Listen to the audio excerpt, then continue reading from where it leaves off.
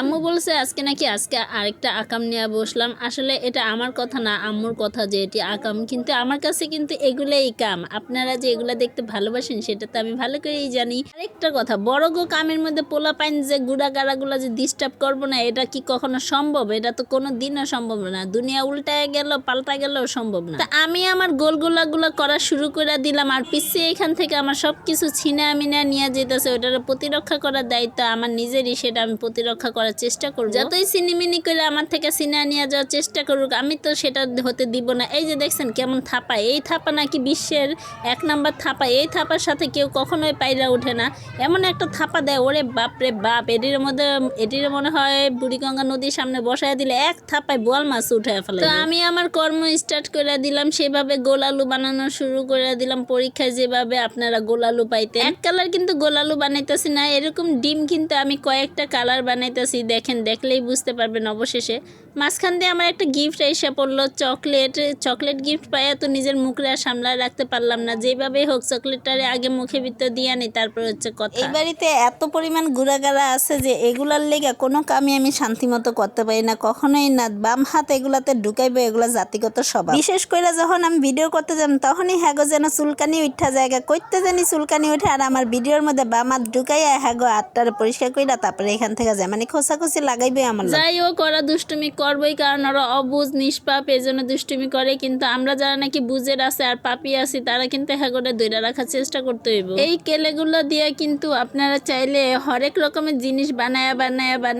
ঘরের মধ্যে সাজায় রাখতে পারেন। এটা কোনো ব্যাপারই না। ঘরের সৌন্দর্য বৃদ্ধির জন্য বিভিন্ন রকমের ইউটিউবে, ফেসবুকে কেলে দিয়ে অনেক কিছু বানানো যায়। তো আমিও সেই চেষ্টাই করতেছিলাম, জানি না কতটুকু সাকসেস হইতে পারুম, কিন্তু আমার বিশ্বাস ইনশাল্লাহ আপনারা পাশে থাকলে আমি আস্তে আস্তে হাতুড়ি মার্কার থেকে একবারে পুরো MBBS হইয়া যামগা। এখন আমি প্রথমে একটা সাদা বোর্ড নিয়ে নিছি। এখন আপনারা জিগাইতে পারেন এই সাদা বোর্ড আবার কই পামো? আমি কিন্তু বিরিয়ানির কাগজ কাইটটা তারপরে বোর্ড বানাইছি।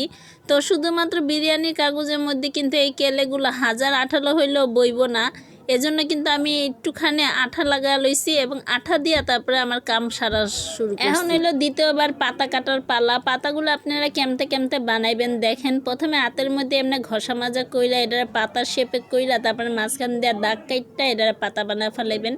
আমি এবার ডাল বানানো শুরু করে দিছি। এই যে পাতা দুইটাই লাগবো আমার লিগা, আর পাতা দরকার নেই। এখন আমি ডাল বানানো শুরু করে দিলাম। এমনি গৈসাই কিন্তু আপনি কেলে দিয়া একদম পৃথিবীর সব কিছু অর্জন করে ফেলাইতে পারবেন। এখন কিন্তু আমি পুরাটার মধ্যে আঠা বহাই লইতেছি, কারণ এখন আমি পাতা, ডাল, পালা, ফুল যা কিছু আছে ঘর বাড়ি সব কিছু এখানে বহায় দিব। এই জন্য একবারে কেলে দিয়ে আঠা দিয়া নিতে। দেখছেন নি আমার কত যোগ্যতা? আমার যোগ্যতার অভাব নাই। আমার যে এত গুণ আমি নিজেও আগে জানতাম না। মায়া গো মায়া, আমার যে বেটা নাকি বিয়া করবো, হ্যাঁ তো কপালে হয়ে যাবে, একদম সানটা কপালে উপরে আইয়া বইয়া পড়বো। যে এত গুণ আমি কই থেকে পাইলাম? তাহলে চিন্তা করেন আমার স্বামীর জন্য আমি কত কিছু কইরা হালামু। একবারে আকাশ থেকে সানটার লাঠি দিয়ে খোসা মাইরা পাইরা দুনিয়ার মধ্যে আইনা ফেলামু। বালাই তো।